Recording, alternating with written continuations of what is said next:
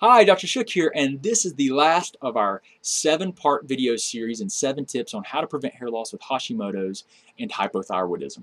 So let's go ahead and get right to it with tip number 7. So tip number 7 is, this is a question really, could you be losing your hair because of an autoimmune condition called alopecia areata?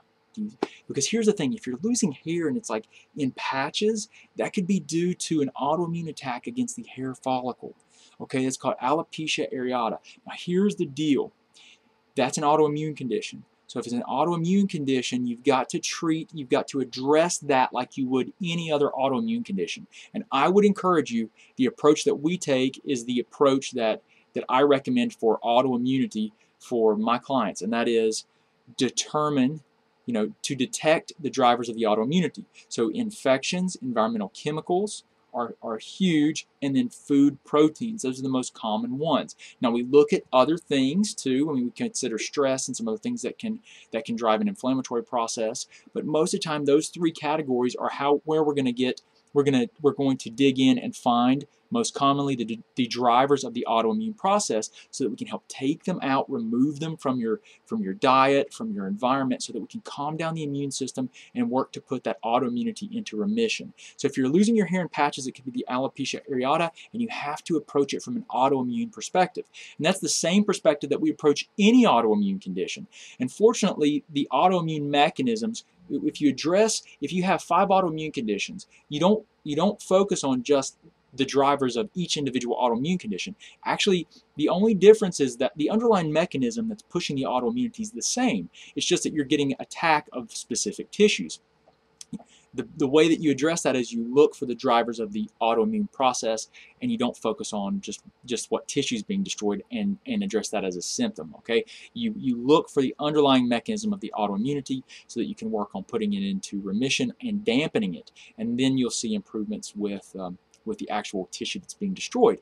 And in this case, if it's the hair, then we could see improvements with the hair. But alopecia areata is the 7th thing and the 7th tip I want to give you. So these are all things that you have to consider. And if you guys haven't seen the other videos with the other 6 tips that we did before this, they're extremely important, because they're very foundational, and there are a lot of things that aren't being talked about and covered with hair loss and Hashimoto's and hypothyroidism. So I hope this has been helpful. I'm super appreciative of you guys, and I'm very humbled by the fact that you come here and you come and you look to me to give you information about your health. I really take it seriously, and I want to do the best that I can for you and make a difference.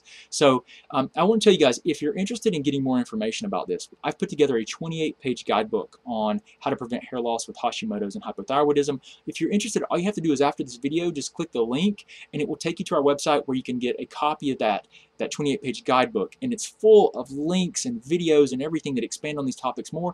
I even show a lot of the testing that we utilize in my clinic, hormone testing, cortisol testing, chemical testing, inflammatory testing. I mean, there's tons and tons of stuff in there that's just extremely valuable. I spend a lot of time putting it together. The only thing that I ask is that you pay a one-time fee, a small fee of $7, to help us cover the technology costs of making that available to you, because I have to pay for the technology to make that available to you, for the website, for the email service, for to produce the videos and all this stuff we have to pay for. So I'll give you that information if you just help us out with technology fees. Okay, so I really appreciate you guys. I'm super appreciative of you, and I just want to say thank you so much. I hope this has been helpful. If you haven't seen the other videos, go and watch those. They're really important. I would start with number 1 and work your way through the videos. It'll really help you to better understand a lot of these different drivers of hair loss and what you might want to consider doing about it. Okay, if you guys need anything, just let us know. But again, I'm very appreciative of you, and I hope you have a wonderful day.